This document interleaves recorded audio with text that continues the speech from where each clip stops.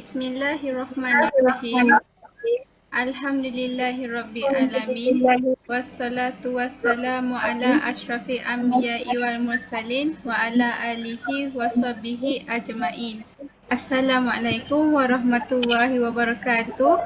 Salam sejahtera, salam satu Malaysia. Alhamdulillah, bersyukur kita kehadrat Allah Subhanahu wa Ta'ala kerana dengan limpah kurnia dan izinnya dapat kita bersama-sama bersuara forum pada hari ini. Saya Ainurin Jaslina binti Ahmad Zazruddin dan bersama Najwa Adibah binti Muhammad Nur Zamri untuk mengacarakan forum kita pada hari ini. Saya ingin memperkenalkan panel-panel kita yang cantik jelita dan bergaya. Panel pertama kita ialah seorang pencara dari Kolej Universiti Islam Melaka, Cik Sharina binti Mat Sihat. Cik Sharina sihat? Alhamdulillah sihat. Panel seterusnya ialah pelajar dari Universiti Selangor iaitu Aidillah Izan Faikah binti Cik Jumaat dan Nur Farizan binti Abidan. Cik Dian dan Cik Farizan sihat? Alhamdulillah sihat. Okey, boleh saya teruskan? Boleh. Okey. Tajuk pembincangan pada hari ini ialah pembelajaran dalam talian dan pembelajaran bersemuka. Mana lebih mudah? Okey, saya ingin tanya soalan kepada panel-panel kita yang cantik jelita ni. Okey, pertama, saya nak tanya Cik Sharina, apa yang Cik faham tentang pembelajaran dalam talian dan pembelajaran bersemuka? Okey, terima kasih Cik moderator Ainurin Jaslina dan Najwa Adibah. Terima kasih juga sebab sudi jemput saya. So hari ini kita akan bincang secara santai so, perkara yang boleh dikatakan hangat sekarang ni, pelajar dalam kalangan pelajar. So rata-ratanya pelajar kurang gembira bila diumumkan oleh Menteri Pengajian Tinggi untuk semua pembelajaran dijalankan secara atas talian. Semua ni pelajar kan, so dia kurang gembira. Pelajar saya pun dia tak suka. Tapi nak buat macam mana? So untuk membolehkan PNP ni, program QIM ni, kita nak pastikan so kita terbebas daripada wabak ni. So mood PMP secara bersemuka telah digantikan dengan secara dalam talian. So hari ini saya akan terangkan secara ringkaslah apa yang dikatakan sebagai pembelajaran dalam talian dan bersemuka ini. Okey. Pembelajaran dalam bersemuka ini dia adalah kaedah pembelajaran konvensional ataupun dipanggil kaedah pembelajaran tradisional, yang mana pensyarah dan pelajar berada di dalam satu tempat yang sama dalam masa yang sama. Berbanding dengan pembelajaran online ni atau dipanggil e-pembelajaran, so pelajar itu dia belajar secara langsung menggunakan aplikasi-aplikasi tertentu yang dipilih oleh pensyarah mengikut kesesuaian. Contohnya Google Meet, Zoom, iLecture dan sebagainya.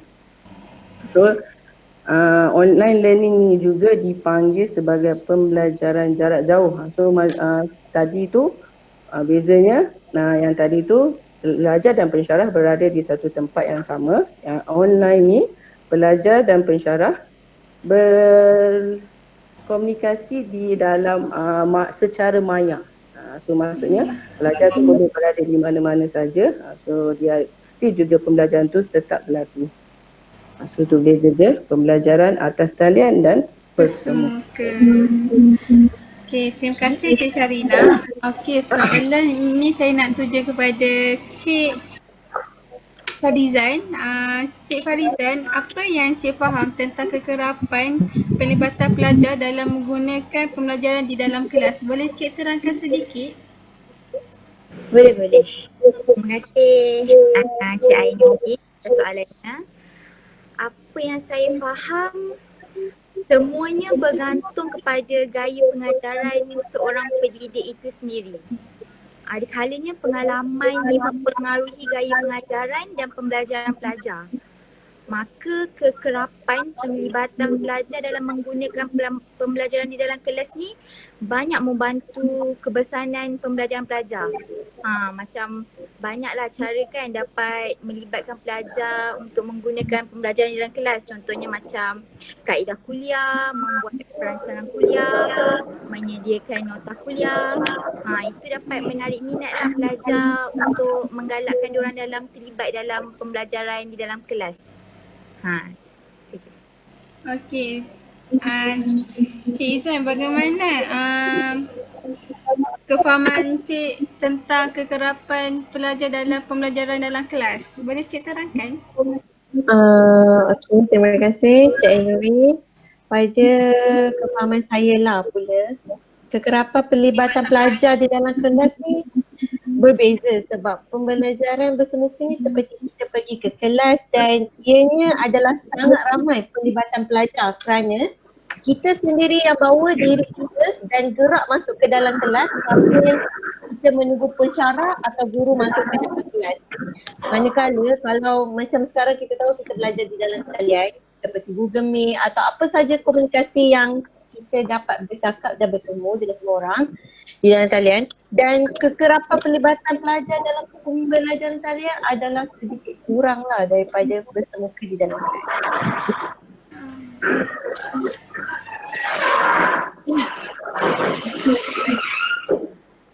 Soalan ketiga, Cik Farizan, apakah pembelajaran yang Cik lalui semasa belajar melalui talian? Faktor-faktor pembelajaran yang saya sendiri hadapi boleh dikatakan berikutan dengan musibah yang melanda negara kita ni kan, banyak memberi kesan lah terhadap saya dan rakan-rakan sebagai student. So antara faktornya, ramai dalam kalangan pelajar tak dapat ikut pembelajaran online ni kerana akses kepada teknologi komunikasi tu limited, sangat terhad, dan menyebabkan keberkesanan pengajaran dan pembelajaran berasaskan home based learning ni agak terhad jika dibandingkan dengan kaedah secara bersemuka. Selain tu, pelajar juga hadapi kesukaran untuk mencapai tahap penguasaan yang minimum dalam setiap mata pelajaran yang mereka ikuti. Jadi hal ini, situasi ini banyak memberi kesanlah kepada minat dan motivasi pelajar untuk terus mengikuti pengajaran dan pembelajaran.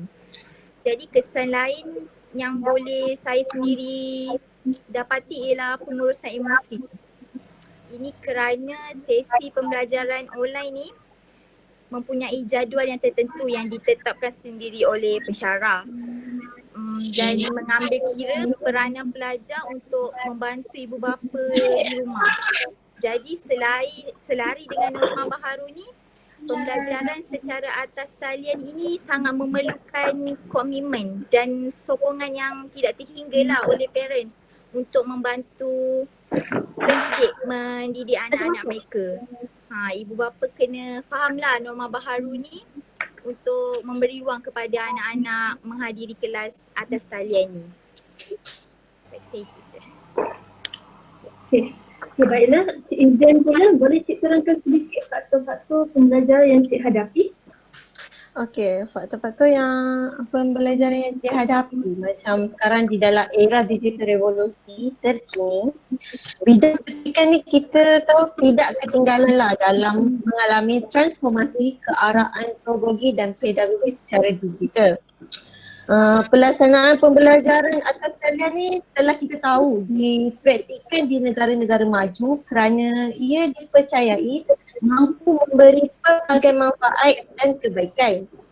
Seiring dengan perintah kawalan pergerakan PKP sekarang yang dilaksanakan oleh Kerajaan Malaysia bagi membendung penularan wabak COVID-19, kaedah pembelajaran atas talian ni merupakan suatu keperluan. Kebanyakan universiti tempatan, baik awam maupun swasta, termasuk sekolah-sekolah di Malaysia, tiada pilihan lain dengan menggunakan kaedah pengajaran dan pembelajaran secara maya bagi memastikan silibus pengajaran dan dapat disampaikan dengan sebaik mungkin. Dan sesi pembelajaran tidak ditangguhkan. Bagi memastikan kaedah pembelajaran atas talian yang berkesan, beberapa faktor yang perlu kita ambil kira seperti pembinaan kawalan persekitaran, kepentingan interaksi secara interaktif, latihan yang efektif dan berkesan, akses capaian teknologi yang maksimum, tahap piawai yang standard, jaminan kualiti sumber yang tidak terhad, dan juga penentangan terhadap perubahan semasa dan teknologi serta permasalahan berkaitan harta intelektual serta hak cipta, sokongan institusi pendidikan yang menjalankan kaedah pembelajaran atas talian.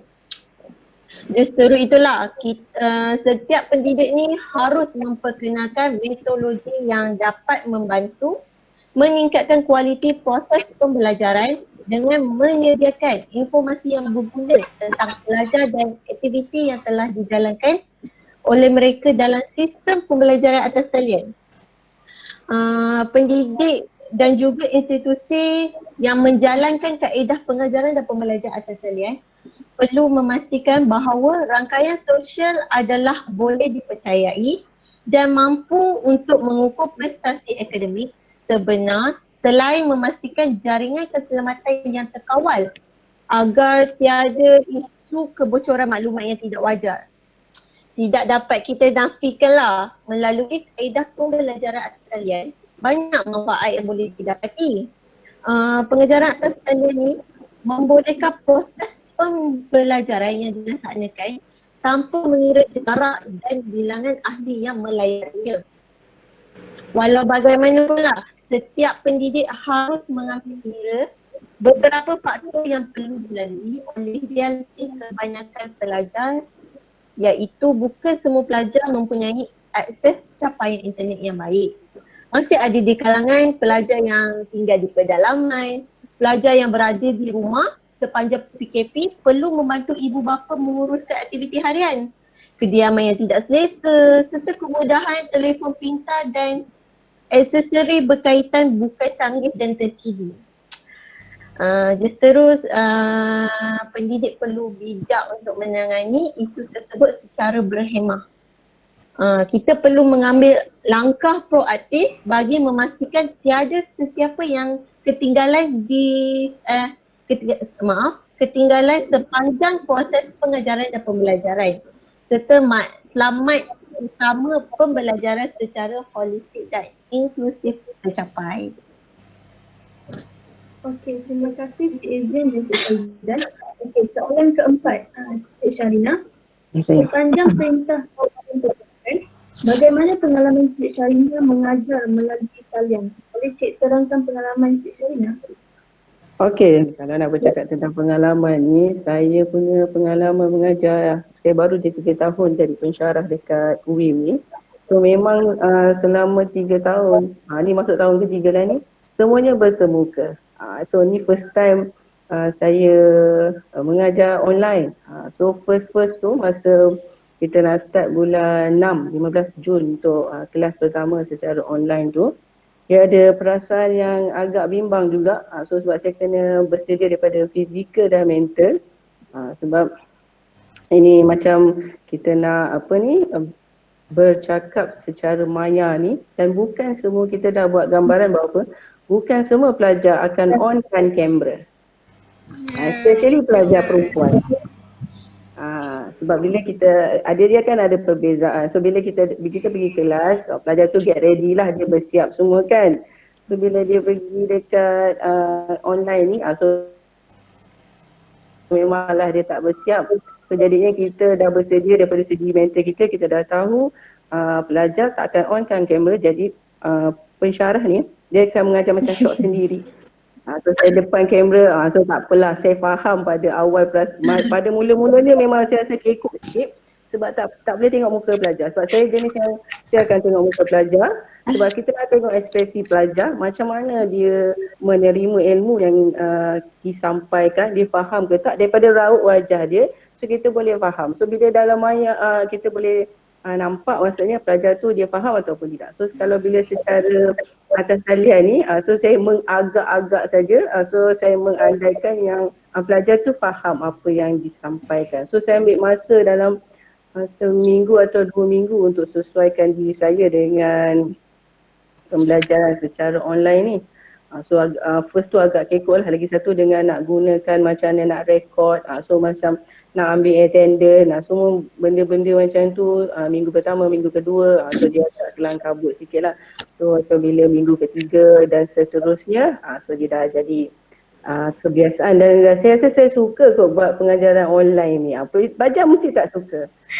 Tapi sebenarnya dia lebih mudah sebenarnya belajar secara online ni. So bila awak dah pergi ke peringkat yang lebih tinggi nanti, so awak akan merasakan yang belajar secara online ni lebih mudah daripada bersemuka. Sebab bila kita belajar sambil bekerja, so kita memerlukan pembelajaran online. So jadi ni pengalaman saya yang pertama ni, saya rasa dia sangat-sangat bermakna. Dan so dia berbalik juga kepada pedagogi pensyarah. So seperti yang saya dengar tadi, pelajar kata pensyarah perlu menggunakan strategi yang sesuai kan dalam pengajaran dia.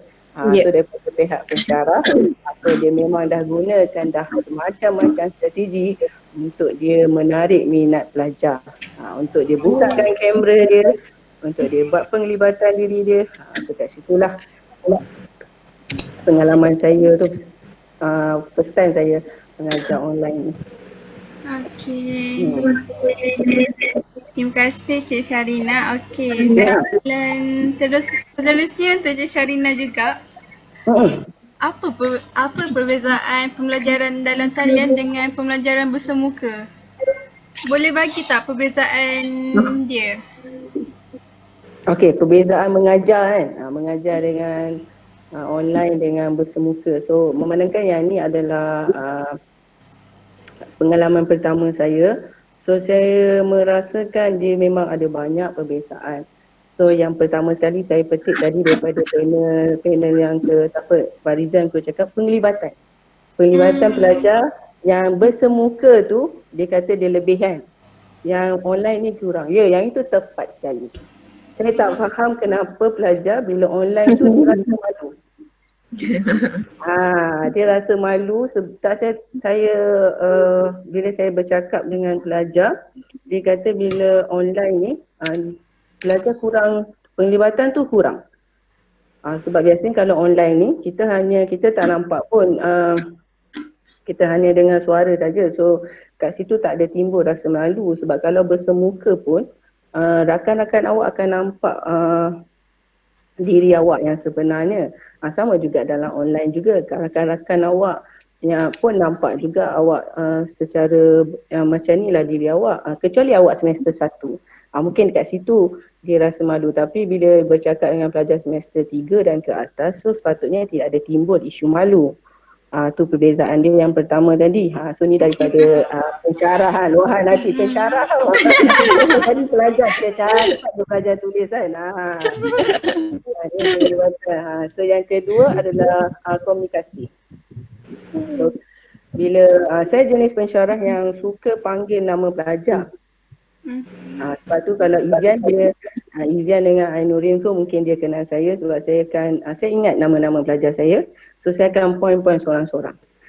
So kalau kelas online ni, dia bila nak point-point orang tu, respon kat situ tak ada. So tak adalah komunikasi dua hala yang berlaku. Itu yang perbezaan dia daripada segi komunikasi. Yang tadi penglibatan, lagi satu komunikasi lah. Yang kedua daripada segi emosi.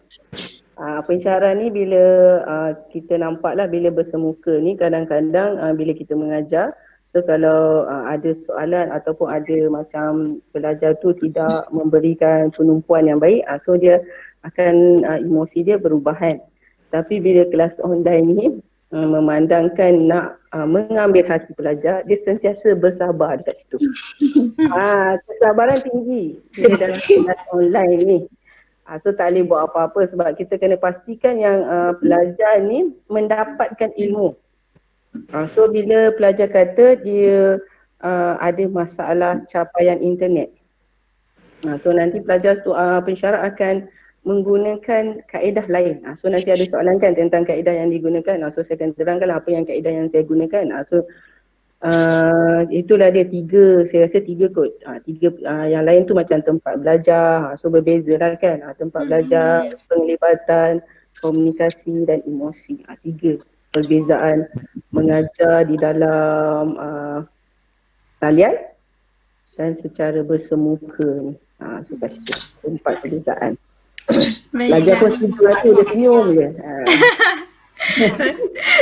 Baiklah, terima kasih Cik Sharina. Okey, soalan seterusnya saya ingin bertanya kepada Cik Izian.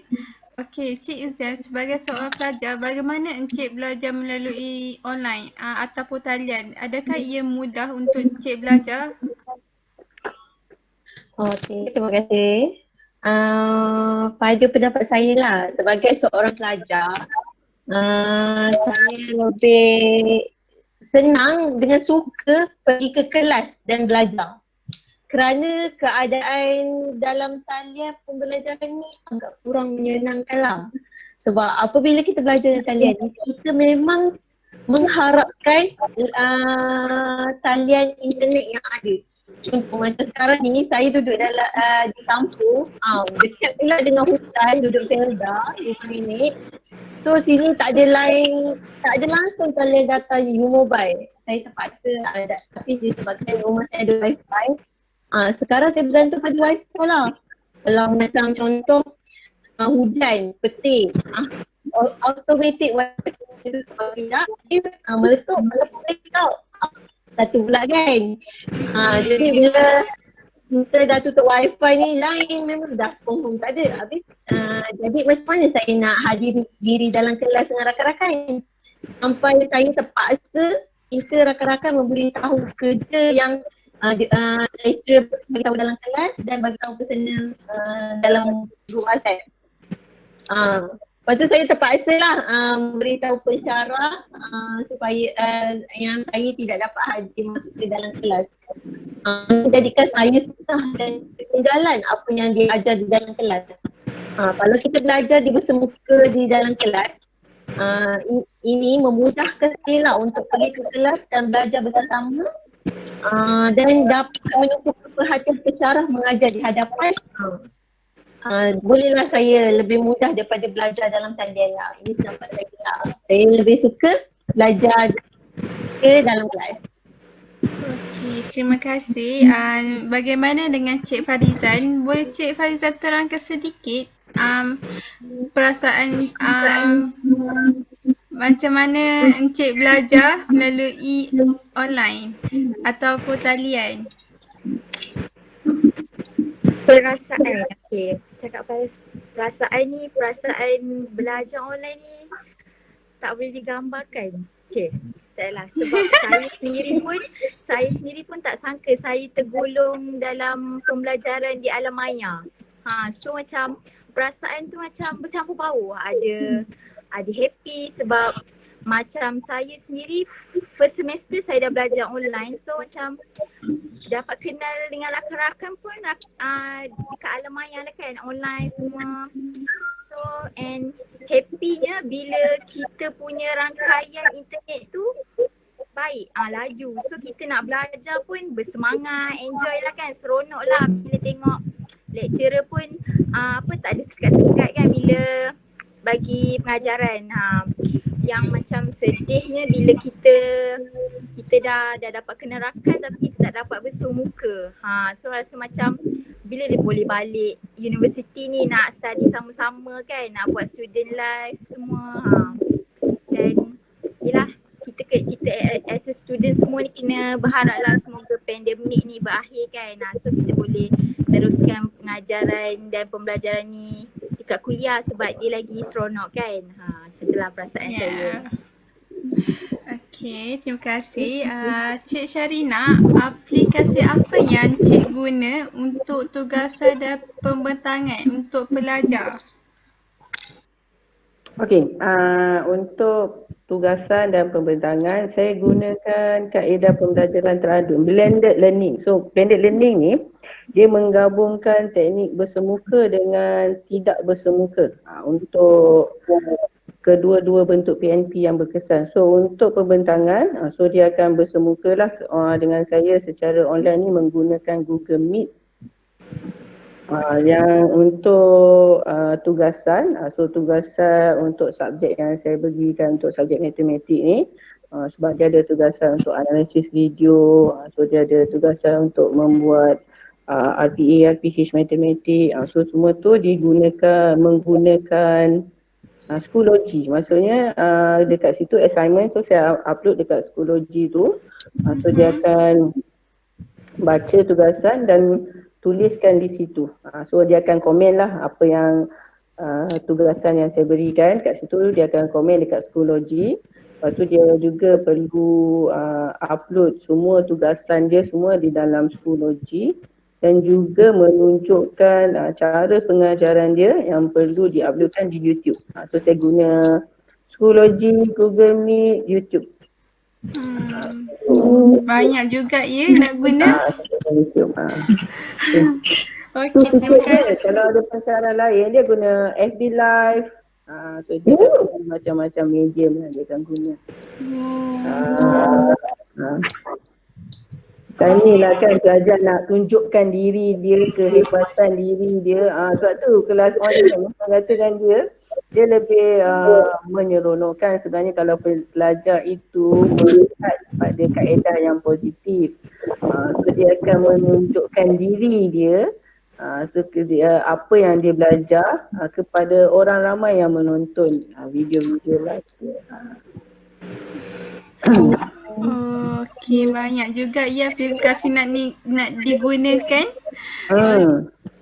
Okey, soalan seterusnya saya nak tuju kepada Cik Farizan dan Cik Izian. Okey, adakah tugasan dan pembentangan yang diberikan oleh pensyarah melalui talian, adakah ia mudah dan faham? Okey, pada pendapat saya sendiri, selama saya sendiri belajar atas talian ni, online ni, tugasan dan pembentangan yang diberi oleh pensyarah bagi saya mudah lah, sebab kerana pensyarah dia faham situasi kita belajar atas talian ni agak sukar kan, dan bagi saya kemudahan yang ada ni, teknologi yang ada sekarang turut memudahkan kita sendiri untuk membuat tugasan. Berhubung dengan pensyarah serta melakukan perbincangan dengan rakan-rakan lah kan, through WhatsApp ke Google Meet ke semua kan. Walaupun berdepan dengan keadaan yang sukar ni, rakan dengan pensyarah sendiri pun banyak membantu saya lah dalam menyiapkan tugasan. Macam saya sendiri, saya akan surf internet tu untuk membuat tugasan assignment ke apa pada waktu jam 11 ke atas. Kerana time tu line sangat kuat lah, sangat laju. So walaupun terpaksa bersengkam mata ke, itu saya rasa cabaran lah, lumrah lah kan kita as a student. Bagaimana dengan Cik Izian? Pada pendapat saya, setakat ni saya belajar di dalam talian dah 2 semester. Alhamdulillah boleh saya belajar di dalam talian. Cuma kami membuat tugasan di dalam Microsoft macam biasa kan, buat assignment itu je. Cuma kali ni submit tugasan menggunakan e-learning oleh pensyarah. Semua tugasan pensyarah akan upload muat naik tugasan di dalam e-learning. Kami, kelas kami belajar di Google Meet, OWC dan Zoom Meeting. Kami berkomunikasi di dalam WhatsApp group setiap subjek. Apa-apa soalan yang kita orang tak faham, kita orang akan bertanya secara personal dengan pensyarah ataupun WhatsApp group tersebut. Untuk pembentangan, kami juga guna Google Meet, OWC dan Zoom Meeting. Kalau kami ingin bentang, kami cuma sharekan slide kami dan onkan kamera serta audio untuk pembentangan, dan pensyarah juga menyertai lah dalam pembentangan tersebut untuk melihat pembentangan kami. Jika macam tugasan membuat video, kami macam Miss Sharina kata YouTube. Tugasan kami juga menggunakan video, upload di YouTube dan link tersebut submit di dalam e-learning. Itu je. Okey, baik. Terima kasih. Soalan yang ke-9, Cik Sharina. Sebagai seorang pensyarah, apakah perasaan Cik mengajar melalui talian sepanjang tempoh PKP? Perasaan saya sepanjang tempoh PKP, okey, kita di KUIM ni kuliah dia selama 14 minggu. So perasaan saya bercampur bau. Ada kadang-kadang gembira, kadang-kadang stres, kadang-kadang dia macam-macam lah, perasaan tu bercampur-campur. So bila pihak pengurusan KUIM tu bagi tahu semua kursus untuk semester kedua ke atas kena buat dalam talian, so kita dah rasa bimbang lah.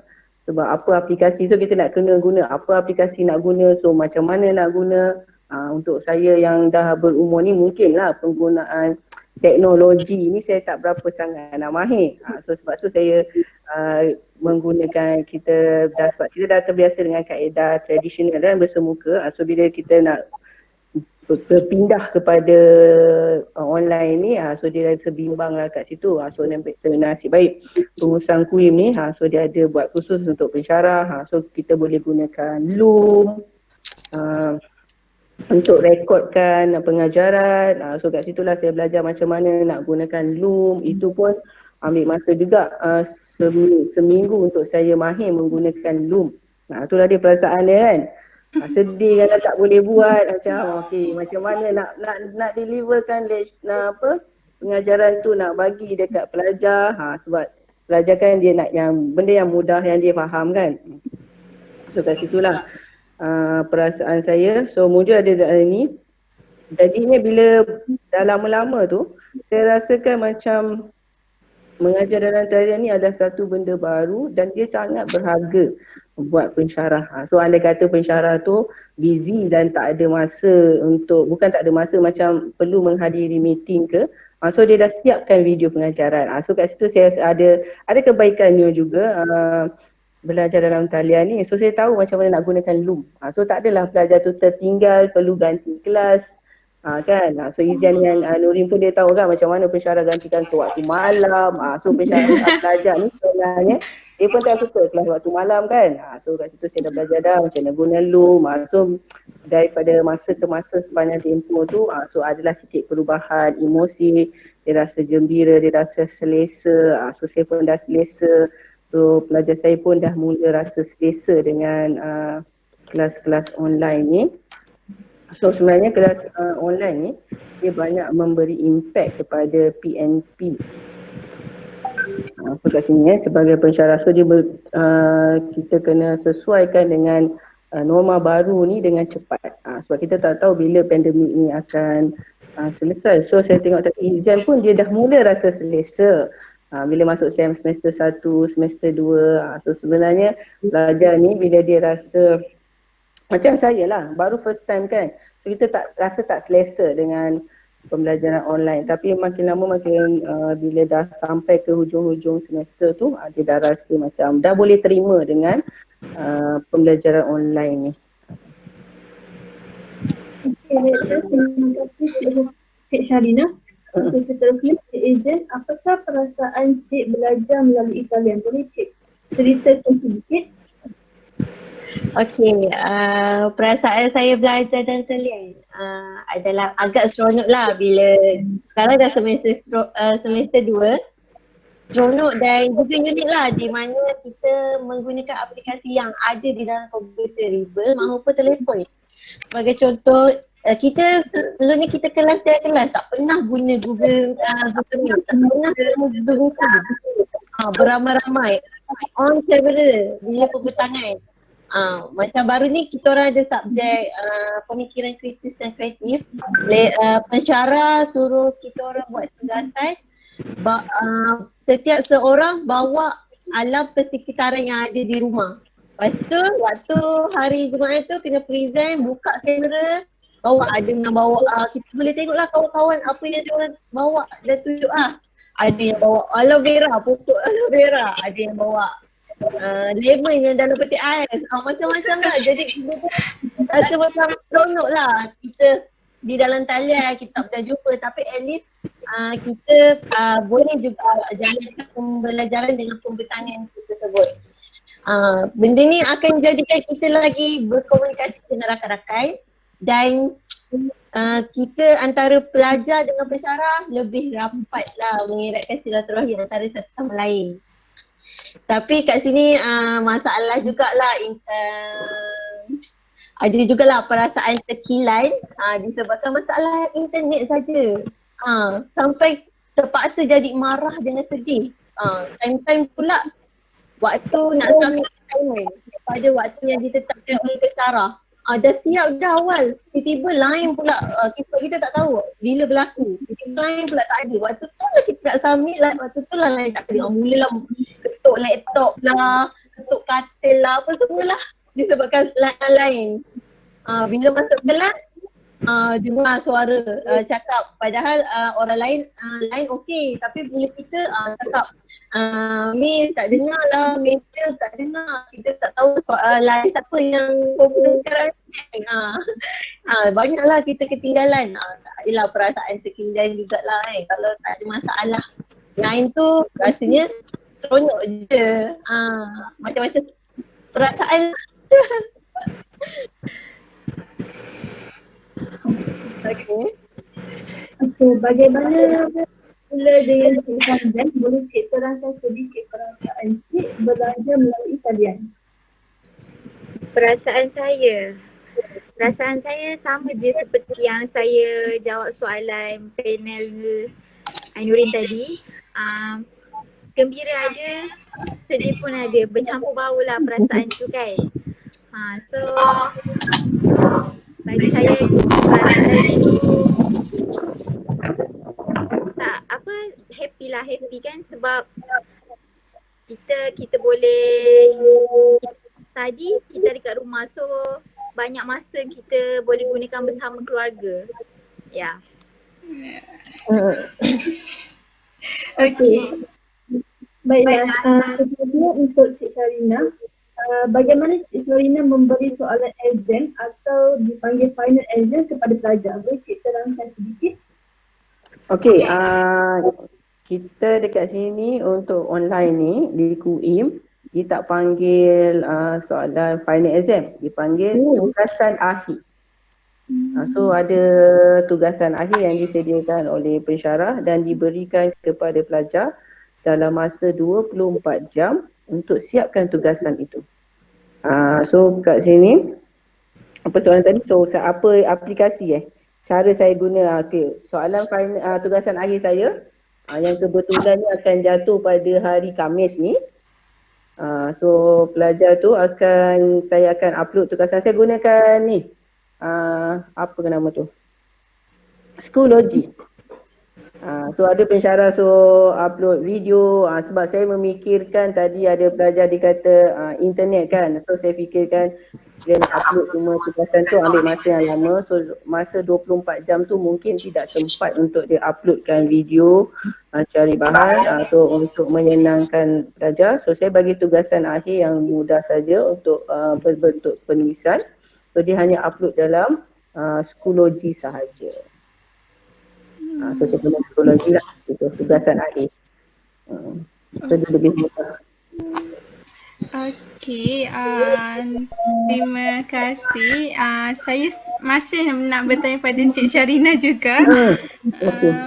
Apakah kelebihan dan kekurangan mengajar melalui talian? Boleh Cik Sharina terangkan apa yang kekurangan, apa yang kelebihan? Okey, yang ni soalan terakhir buat saya So saya akan simpulkan lah. Ada lagi? Ada lagi. Kelebihan dan kekurangan. So dia bila kita dah dengar tadi jawapan pelajar, jawapan pensyarah. So dia ada kelebihan dan ada kekurangan. Sebenarnya nak kata mana lebih mudah, dia bergantung kepada penerimaan seseorang tu. So dalam sesuatu pembelajaran ni ada dua lah. So yang orang yang memberi ilmu dan orang yang menerima ilmu. So orang yang memberi ilmu itu adalah pensyarah dan yang menerima itu adalah pelajar. Macam mana penerimaan dia? So mungkin pada permulaan dia akan rasa kekok lah. So bila saya senaraikan, saya tanyakan pelajar-pelajar saya, dia ada pro and con. Yang pertama dia, kalau kita tengok kan, dia punya kelemahan. So saya tanya pelajar, tugasan terlalu banyak. So bila kelas online ni, masa belajar dia memanglah singkat. So sebab kita memikirkan pada kuota internet belajar.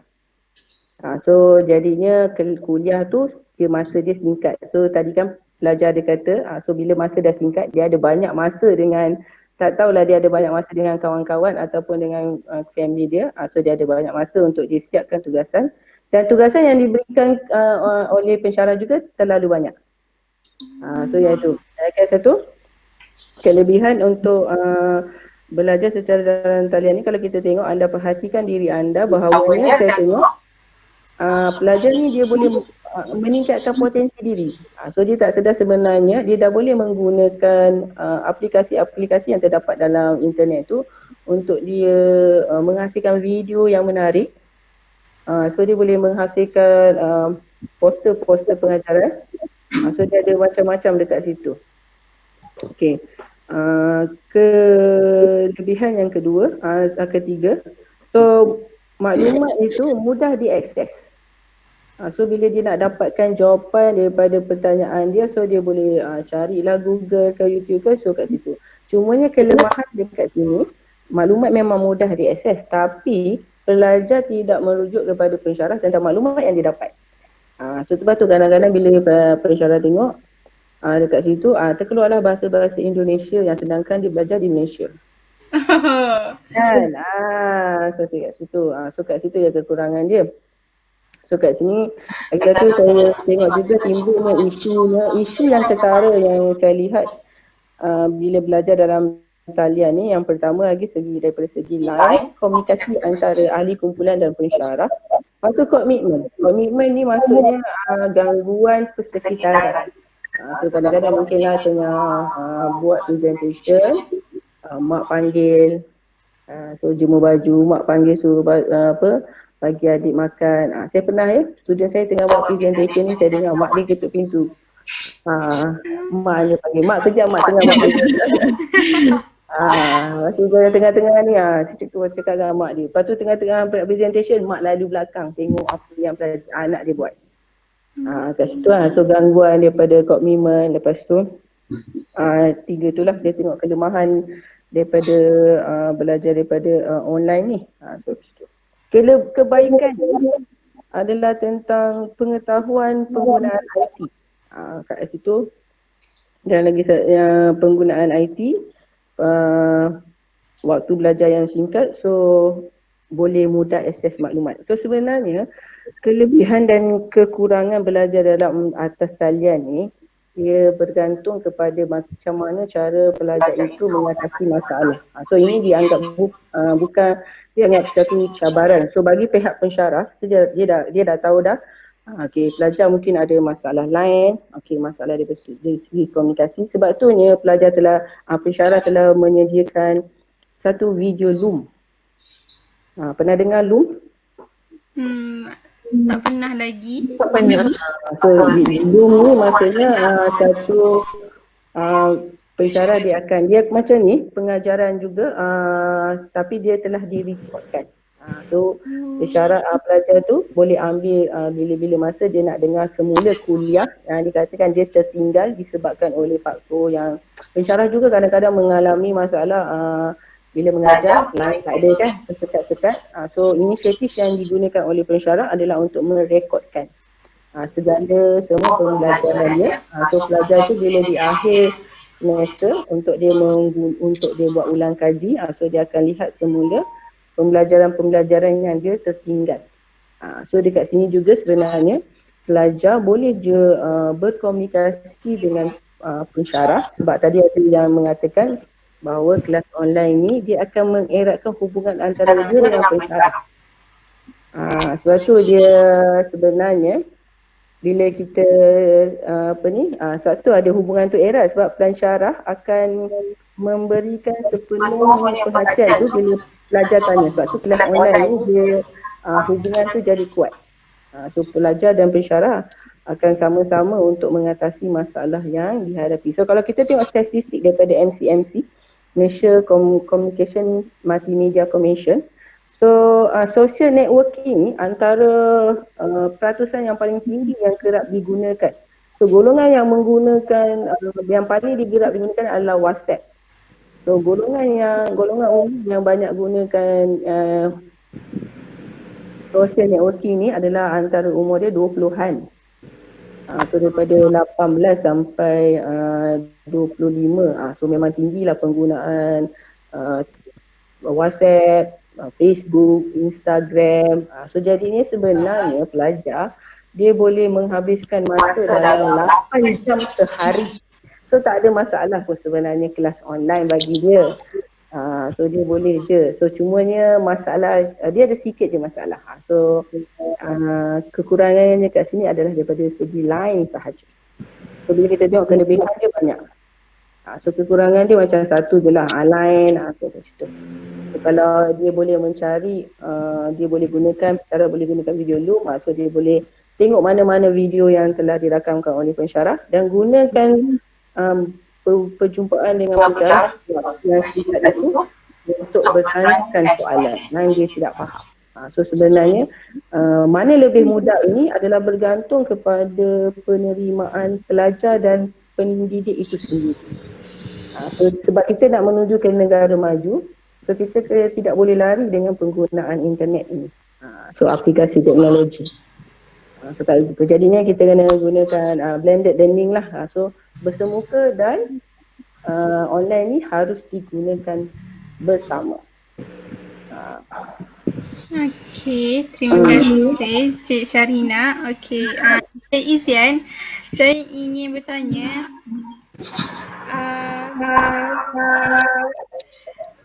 sepanjang Cik Izian hadapi pembelajaran dalam talian, apakah kekurangan belajar dalam pembelajaran talian? Okey, untuk kekurangan lah bagi saya ada memang yang diperkatakan oleh Miss Sharina, dia kata memang kekurangan yang utama adalah data internet. Kekurangan. Ya, saya rasa ini lebih mencermin kepada cabaran lah. Untuk belajar secara online ni memang memerlukan sambungan internet yang laju untuk melancarkan proses pembelajaran. Tak dapat dinafikan bahawa zaman sekarang tiba-tiba ada ramai pula banyak pembekal talian internet yang menawarkan pakej-pakej internet yang pelbagai. Jadi kita sebagai pelajar harus pandailah memilih pakej internet mana yang sesuai dengan rangkaian yang baik di persekitaran kawasan rumah kita. Dan yang paling mengganggu saya ketika pembelajaran online lah, kekurangan dia adalah diri sendiri kita. Saya percaya bukan terjadi kepada diri saya sendiri, malah setiap pelajar pernah alaminya kerana kita sendiri tidak diawasi seperti pembelajaran bersemuka dan terdapat juga gangguan walaupun kita dah duduk dalam sunyi, tempat yang sunyi tetap ada dengar something masuk, dia masuk juga waktu kita bertangan. Jadi dia ada agak mudah lah untuk kita hilang perhatian atau merasa sedikit bosan lah semasa pembelajaran lah sebab tak fokus. Dan akhir sekali kita kekurangan dia adalah kekurangan masa, di mana ada sesetengah yang perlu bijak membahagikan masa. Macam disebabkan kita duduk rumah, banyak sangat kerja harian kita yang perlu buat. Jadi kat situ kita kena bahagikan dengan masa kelas kita dengan assignment berkebulan lagi, pembentangan. Jadi kat situ kita kena pandai menguruskan masa untuk utamakan pembelajaran dahulu, kemudian baru kita buat aktiviti harian. Itu pendapat saya untuk kekurangan. Okey, terima kasih Cik Izian. Cik Fatizan, apa kelebihan belajar melalui online? Okey, kelebihannya Bagi saya kelebihan belajar melalui atas talian ni yang saya sendiri dapat ialah kos pembelajaran yang sangat rendah. Di mana belajar secara online ni boleh menjimatkan kos dari segi pengangkutan, perjalanan, tempat tinggal dan kos-kos lain yang melibatkan kita sebagai pelajar untuk menghadiri kelas. Malah bahan rujukan yang kita nak boleh dapatkan atas talian juga. Selain itu, belajar atas talian ni memudahkan ulang kaji kerana proses ulang kaji ini membolehkan kita mengulang seberapa banyak kali yang kita nak. Di samping itu apa yang saya dapat masa, kebesanan dan tempat yang fleksibel. Seperti kita sendiri boleh pilih waktu belajar kita, tempat dan suasana yang kita inginkan time pembelajaran berlaku. Ianya akan lebih berkesan lah kerana kita tidak terikat dengan jadual pembelajaran yang ketat.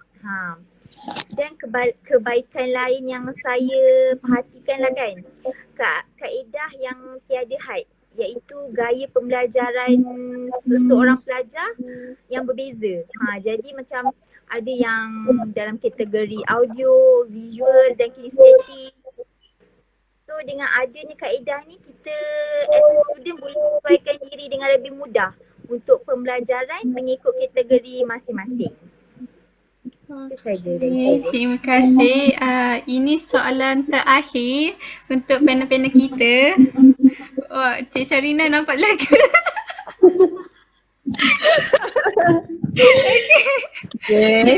Cik Sharina, antara pembelajaran bersemuka dalam talian, yang mana yang lebih mudah untuk Sharina mengajar pelajar?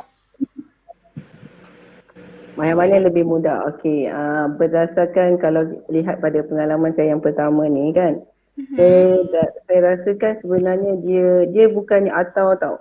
So saya nak gunakan dia sebagai kedua-duanya sekali. So saya rasa sebab macam pensyarah ni, kadang-kadang dia ada nak pergi menyelia pelajar, so macam ada banyak kuliah yang tertinggal. Jadinya senang bila dia nak menggantikan kelas itu, so kita boleh gunakan. So saya dah terfikir, sebenarnya ada cara lain untuk menggantikan kuliah yang tertinggal itu. So kita boleh gunakan secara dalam talian. So sebenarnya bersemuka masih lagi diperlukan. Dan juga ditambahkan dengan pembelajaran dalam talian, kerana kedua-dua ni saya rasakan untuk sekarang ni dia sangat penting. Sebab ni daripada pihak pensyarah lah. So jadinya pelajar dia perlu mengadaptasi situasi sekarang ni. So dengan pengalaman dia dah belajar secara online ni, so mungkinlah lepas ni pelajar dah boleh terima. So pensyarah pun dah cukup mahir dengan penggunaan internet. So yang mana lebih mudah, so dia kedua-dua pun mudah. So saya akan gunakan kaedah yang saya gunakan tadi, pembelajaran blended learning. So sekarang ni dia lebih kepada untuk zaman 2020 ni, tahun 2020 ni, so kita mesti menggunakan, digalakkan lah, bukan mesti, digalakkan untuk menggunakan blended learning supaya pembelajaran tu lebih berkesan, pembelajaran kuliah-kuliah kita tak akan tertinggal. So dengan cara ni dia lebih mendekatkan diri antara pelajar dengan pensyarah. Okey. Terima kasih Cik Sharina. Okey, Cik Izian, sebagai seorang pelajar, pembelajaran yang manakah lebih mudah? Pembelajaran talian atau bersemuka?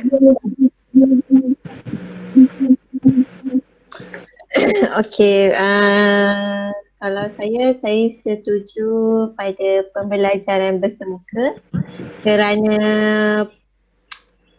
pembelajaran bersemuka lebih mudah lah berbanding pembelajaran talian. Sebab macam saya lah, saya tak ada apalah, memang setuju bersemuka sebab saya mengharapkan satu ini je nak buatkan assignment bergambar, terpaksa saya ragukan assignment sebab tu lain ada. Jadi Kalau belajar bermuka memudahkan kita lah di mana kita pergi ke kelas, tak adalah nak menggunakan talian internet sewaktu belajar. Dapatlah kita menumpukan perhatian penuh di dalam kelas dan dapat salin nota.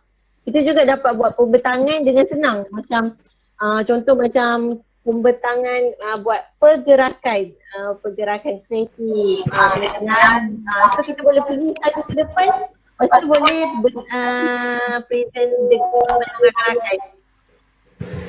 Lepas tu saya setuju bersemuka bila saya lebih suka pergi pejabat atau bilik pensyarah untuk bertanya soalan yang saya tidak faham. Jadi saya rasa bagi saya lah mudahnya belajar bersemuka dari belajar di dalam talian. Okey, terima kasih. Bagaimana dengan Cik Fadizan? Pelajaran mana yang lebih mudah? Bagi saya sama juga seperti Cik Iziai.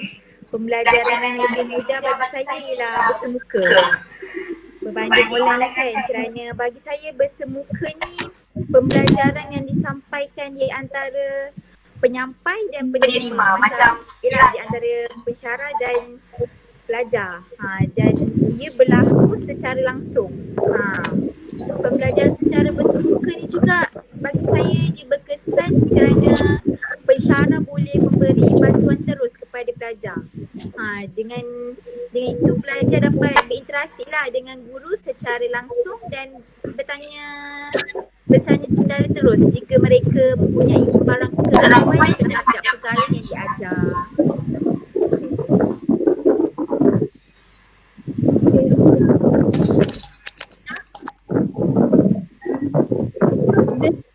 Dan juga Ailis. Maka dengan ini berakhirlah forum kita yang bertajuk pembelajaran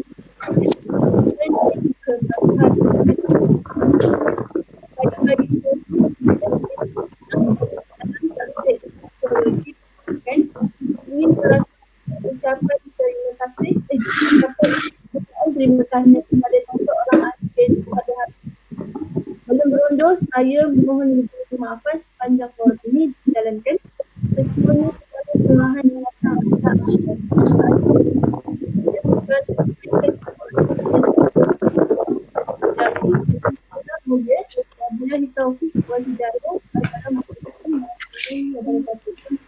Waalaikumsalam. Waalaikumsalam. Salam.